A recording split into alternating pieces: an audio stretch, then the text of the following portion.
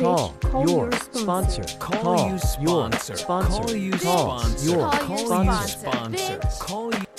And we're back. Welcome to Bitch Call Your Sponsor. I'm Sam. Hello, Sam. I'm Misty. Hi, Misty. Shall we start with our primary purpose? Let's do it. Our primary purpose is for Misty and Sam to grow their friendship and maybe help others. Maybe help others. So the topic I thought of is grief. And I have just been, there's a few things. One is there's the 5 stages of grief. There's this really cutesy Homer Simpson, displays all the 5 stages of grief, which are denial, anger, fear, bargaining, and acceptance within like a 1-minute span.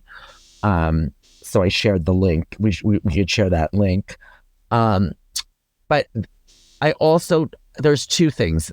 One is that I'm experiencing unexpressed grief. I don't know where it's coming from, and I don't actually need to know where, and that grief for me has never been linear. It just comes when it comes. Mm-hmm. And I think when I first got sober, there was definitely multiple levels of grieving. There was grieving my best friend, which was drugs and alcohol. It was the solution that I had that was there for so long. I would turn my will and life over to it all the time.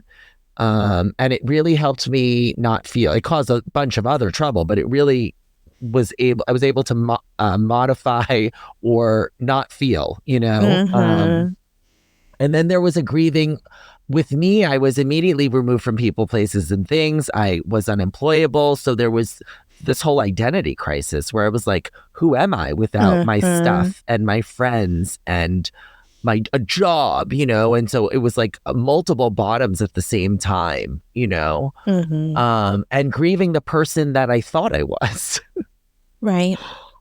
And then, I'm just acutely aware today of that there's a lot of stuff for me that hasn't necessarily been processed. And it just comes when it comes. Yeah. Yeah. No, this is very important. I actually have a friend in recovery who is doing ACA work and decided to start their own grief group. Wow. And they have been going, and the first one was just so enlightening that other people were there and that they were sharing it, and it was such a high. And then they told me the second one was like the work. It was like, oh shit, this is going to be hard, And yeah, sobriety is huge changes when you come in. And same for me. Alcohol was my best friend. I literally wrote, Jack Daniels a letter saying, I'm so sorry I just left you and I didn't get a chance to say goodbye, and I didn't know I was going to get sober, and, this is it for us. And, it was heartbreaking for me and for Jack Daniels, I'm sure. And then I did too, I put that down, and there's a grief of wait, what? There's no there. I was like, I don't know what I like to eat. I don't know what I like to wear. I don't know who I like to sleep with. What is this human being we have without Jack Daniels poured constantly into its system? And then, the 5 stages and the grief and the bargaining. And I've noticed that I found ways to avoid that. And recently, since doing all this work, I was driving to a meeting yesterday playing Taylor Swift Lover and start bawling my eyes out. And I wasn't really bawling over a particular person, over a particular situation. It felt like a release. It felt like my body was like, we've got to get this out, babe. Oh, goodness. It's interesting. I've been suggesting to people to find a way to physically release things. Whether it's, it says it actually in Living Sober, staying clear of the danger and anger, I think is the name of that section, where it says something to the effect of regardless who or what caused the anger, we need to get rid of it, basically. And it lists like using the serenity prayer, using a mantra, dancing to lively music, sharing about it. I mean, for me, the physicality lately is really just like punching something, screaming like into a pillow. There's like this, because when I think of emotions, I heard it's like emotion is energy in motion. Like I just need to keep it moving, know? Right. Yeah. It's like Eckhart Tolle talks about the duck in the water. He watched two ducks on a lake once, and they got in an argument, and they both went their separate ways, and the duck shakes off, he watches them shake off the interaction. And he was saying, like, if that were two human beings, they'd just walk around mad for days, weeks, years, and hold that in their body.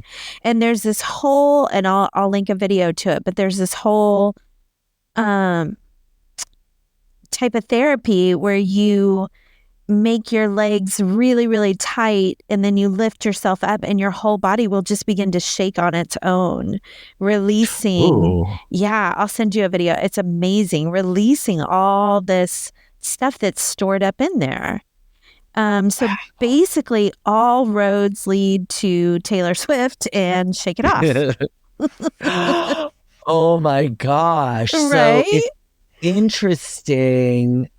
Because when I was training, I had a trainer for one of the dogs, and they would be very specific to not let the dog shake it off because they wanted them to stay focused. And so it was actually the opposite, where they're like, no, don't shake it off. Like, we need to stay focused. Like, we're trying to train you. You know what I mean? Wow. And and it's like, as humans, and it's interesting, I see kids doing that, Right. I mean, they're all like all over the place, and I recently, what was I watching?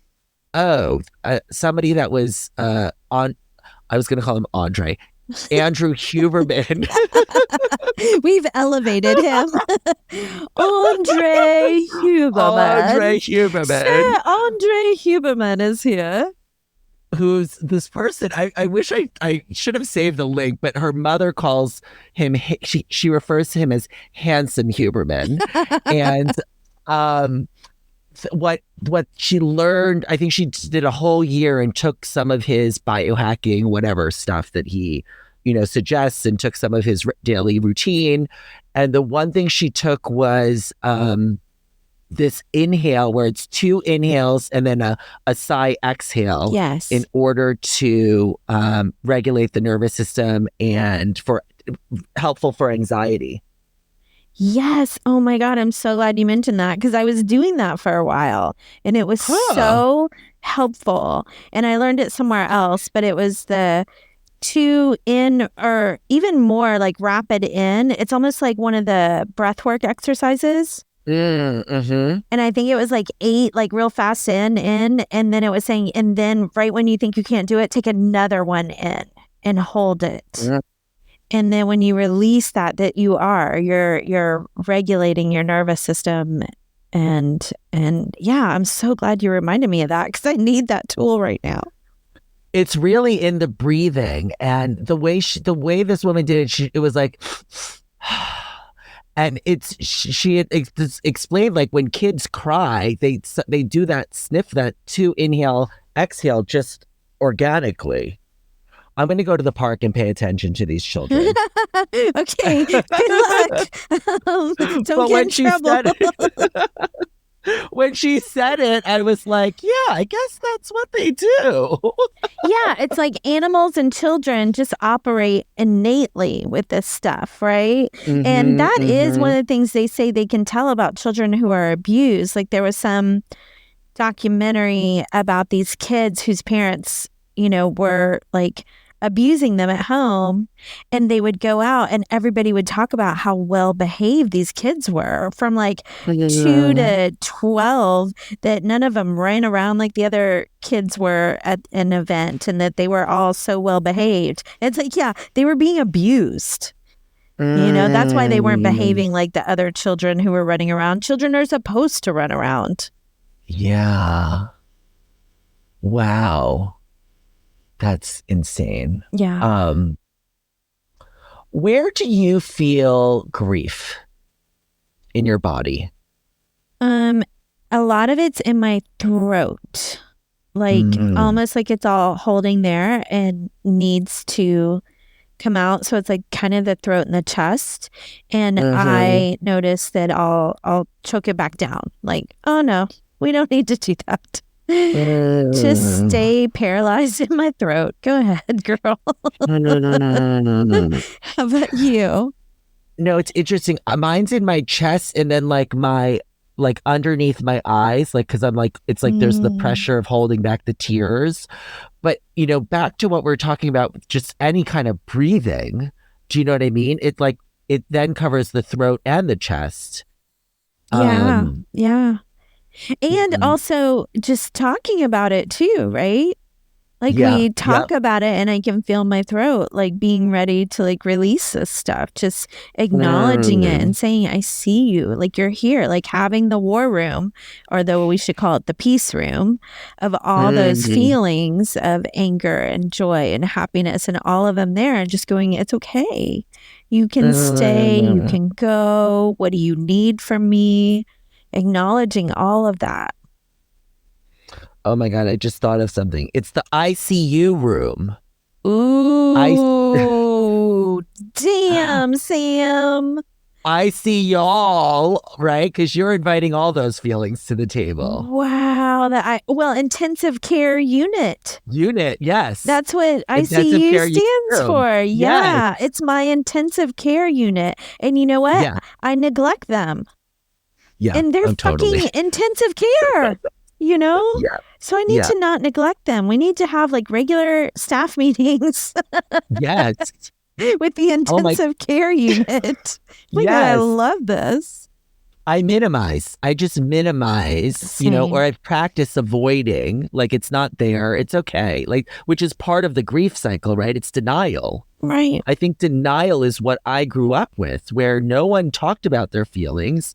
But it was everyone is behind closed doors in their own rooms and wherever part of the house they were in, or they were the feeling, which was anger, and it was very loud, and it was like an eruption. Yeah. And those were the two feelings. Well, in my home, she was allowed to have the feelings.